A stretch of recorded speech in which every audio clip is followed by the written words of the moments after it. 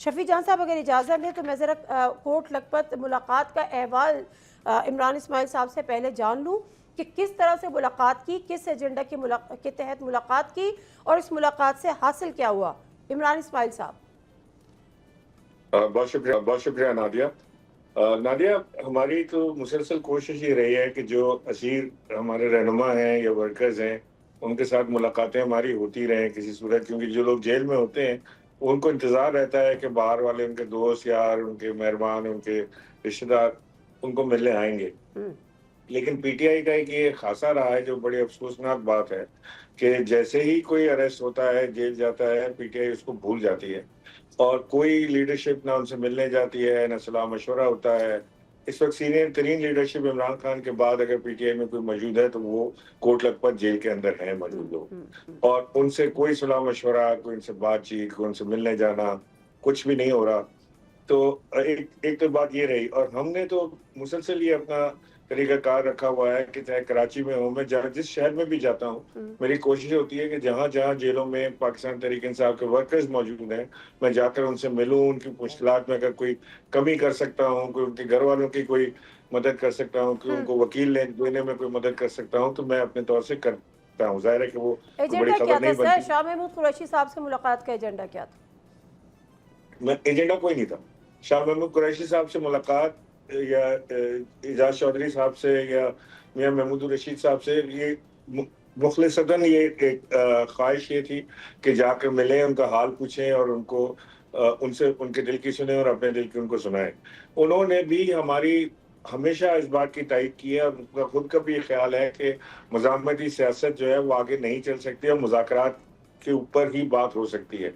हमारी तो ख्वाहिश ये है कि किसी तरह ये 3 साल इन लोगों को हो गए हैं जेलों में, इंसानी हमदर्दी के तहत कह लें या उनका हक कह लें कि उनका बेल का उनके हकूक उनके हैं कि उनको बेल दी जाए, वो किसी तरह उनको बेल मिल जाए, वो बाहर आए और वो अपना रोल पाकिस्तान तहरीक इंसाफ में क़यादत में अपना रोल अदा करें।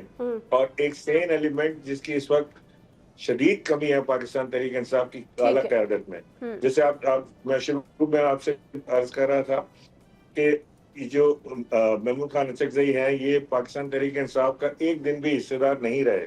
या आप बैरिस्टर गौहर हैं या सलमान अकरम राजा हैं, ये बहुत अच्छे वकील जरूर होंगे लेकिन ये कभी भी सियासतदान नहीं रहे। नहीं, और लेकिन जब पाकिस्तान तहरीक सियासतदानों ने अपनी इंसाफ जगह छोड़ी तो ये आए ना। मसला तो ये हुआ जब आप जैसे लोगों ने जगह छोड़ी तो फिर ये आए। नहीं छोड़ी नहीं। एक तो नंबर वन तो इसको करेक्ट कर लें कि मैं किसी एक आदमी को नहीं जानता जिसने तहरीक इंसाफ अपनी मर्जी से छोड़ी हो, छुड़वाई गई। ठीक है, कोई प्रेशर ले गया, कोई प्रेशर नहीं ले सका, किसी ने ज्यादा लिया, किसी ने कम ली। और ये इल्जाम वो लगाते हैं जो खुद जिन्होंने 1 घंटे के लिए भी जेल नहीं देखी, 1 मिनट के लिए भी नहीं गए, वो बैठ के इल्जाम लगाते हैं। अल्लाह करे ना जाए। शफी जान साहब ने भी मेरे ख्याल है 1 घंटे 1 लम्हे के लिए भी नहीं देखी, और अल्लाह करे ना ही देखे तो अच्छा है। लेकिन शफी जान साहब देखिए, बात में वजन है। ये वो लोग हैं, चलो ठीक है, मुश्किलों में, मुसीबतों में, प्रेशर में इन्होंने बेशक छोड़ी पीटीआई, लेकिन ये वो लोग हैं जिन्होंने अपनी ज़िंदगी के 25-25 साल इस पार्टी को दिए हैं। किसी भी मजबूरियों के तहत, वाक़यात के तहत, प्रॉब्लम्स के तहत, प्रेशर के तहत अगर इन्होंने छोड़ दी, और अगर ये अब पीटीआई की दोबारा बात कर रहे हैं, खास साहब की बात कर रहे हैं, उनकी रिहाई के लिए कोशिश कर रहे हैं, तो पीटीआई को की मौजूदा क़यादत को इशू क्या है कि इनसे मुलाकात नहीं करनी, इनसे राब्ते नहीं करने, इनसे बात नहीं करनी, क्यों? सबसे पहले नादिया साहिब आपका शुक्रिया। देखिए, जहाँ तक इमरान इस्माइल साहब हो या फवाद चौधरी साहब हो, इनकी वापसी का फैसला तो इमरान खान साहब करेंगे। ये अपनी जाती तौर पे एक कोशिश कर रहे हैं, एक जाती तौर पे कोशिश कर रहे हैं। इन्होंने कोट लखपत में भी मुलाकात की, बाकी भी जहां इनको, जैसे कि इमरान इस्माइल साहब ने कहा, जहां भी इनको मौका मिलता है ये तहरीक इंसाफ के वर्कर से भी मिलते हैं, इमरान खान साहब की बात भी करते हैं, जो काबिल तारीफ है। लेकिन इनकी वापसी का फैसला इमरान खान साहब करेंगे। अब जहां तक हमारी लीडरशिप की बात है, मैं वापसी की बात नहीं कर रही, आप डिसीजन नहीं लेंगे। डिसीजन बहुत सारे ऐसे डिसीजन हैं जो खुद इमरान खान ने अभी लेने हैं जब भी आपकी मुलाकात हो। लेकिन अभी राब्ते अगर आप लोग करते हैं और कोई ज्वाइंट स्ट्रेटजी बनाते हैं खान साहब को रिहा करने की, मुफाहमत की सियासत की, पार्टी को आगे लेके चलने की, तो उस पर आप लोग को क्या एतराज़ है? आपसे मुराद आपकी क़यादत को। देखिए, ये इस पे हमें कोई इतराज नहीं है। जो भी इमरान खान साहब के लिए एफर्ट कर रहा है, सबके साथ बात करनी चाहिए, सबको ऑन बोर्ड लेना चाहिए, अक्रॉस द बोर्ड सबसे बात करनी चाहिए। कोई जाती कैपेसिटी में बात कर रहा है या कोई तहरीक चला रहा है। जो भी इस वक्त इमरान खान साहब की बात कर रहा है, बिल्कुल हमारी लीडरशिप को चाहिए कि वो इनसे बात करें, इनको सुने।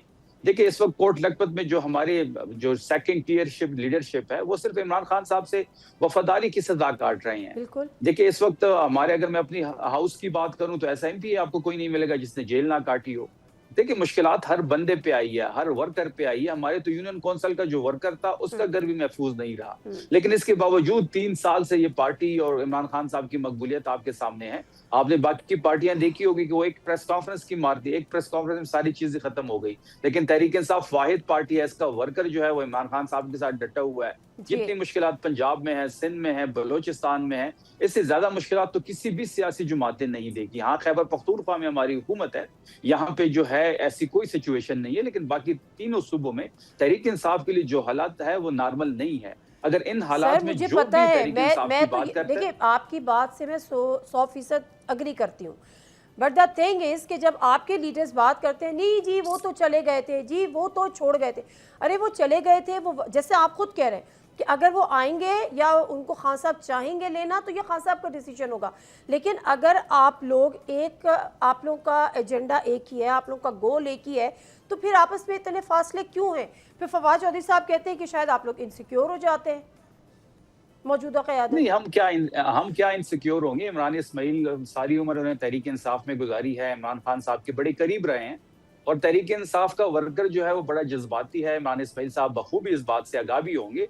वर्कर के तहफ़्फ़ुज़ात है कि जो लोग छोड़ के चले गए हैं उनको वापस नहीं लाना चाहिए, और वर्कर से ही हमारा असासा है। आपने देखा होगा कि जो तो ये भी हैं कि अडियाला जेल कोई नहीं पहुंचता। वर्कर्स के तहफ़्फ़ुज़ात तो ये भी हैं कि सोहेल आफरीदी साहब वो मज़ामत नहीं कर सके। मैं नहीं कह रही कि वो मज़ामत करने के लिए आइडियल सिचुएशन थी, ज़ाहिर है कुछ तो मजबूरियाँ रही होंगी, यूँ कोई बेवफा नहीं होता, लेकिन वर्कर्स तो उस पर भी नाराज़ है। तो वर्कर्स को कन्विंस करना, उनको हकीकत बताना कि जी हमारा एजेंडा जो है वो इमरान खान की रिहाई है, उस पर हमें किसी से भी बात कर। वर्कर के अख्तर मेंगल के साथ आप बैठते हैं तो वर्कर आपका खुश है? आप जिनका रोल था पीडीएम में, जिन्होंने हुकूमत गिराई आप लोगों की, उस पर वर्कर एतराज़ नहीं करता? देखिए इस सिचुएशन में जितने लोग अडियाला पहुंचते हैं वो काबिल तारीफ है कि जिस तरीके की सिचुएशन वहां पे होती है, 5 से 4 किलोमीटर पे कर्फ्यू लगाया जाता है, चारों अतराफ से नाके लगाए जाते हैं। आपको याद होगा नवाज शरीफ जब बाहर चला गया था मुशर्रफ के टाइम पे, जब वो एयरपोर्ट पे 2 दफा उसने कोशिश की, वहां तो 10 लोग नहीं पहुंच पाते थे, लेकिन तहरीक इंसाफ के वहां हजारों लोग वहां पे पहुंचे होते हैं। ये तहरीक इंसाफ की कामयाबी है, इसको आप नाकामी से ना जोड़ें। मैं नाकामी नहीं कह रही, मैं तो कह रही हूँ, मैं आप कह रही है ना, नहीं मैं ये कह रही हूँ कि मजबूरियां हैं, हालात हैं, परेशानियां हैं। काउंटर क्वेश्चन कर रहे हैं जी सर। आप अगर सुनेंगे नहीं तो बात नहीं होगी ना नादिया साहब, आप तो काउंटर क्वेश्चन पे काउंटर क्वेश्चन कर रहे हैं। देखिए इस तरह, देखिए ये जो नंबर इस वक्त भी अडियाला पहुंचता है, हजारों में लोग वहां पे होते हैं, हर मंगल को होते हैं। अभी तो अलीमा आपा ने ऐलान भी कर दिया है कि नेक्स्ट ट्यूसडे से सिर्फ फैमिली वहां पे आएगी। ये तहरीक इंसाफ के लिए कामयाबी है। अगर इसको आप इससे जोड़ें कि लोग निकलते नहीं है, ये बात बिल्कुल गलत है।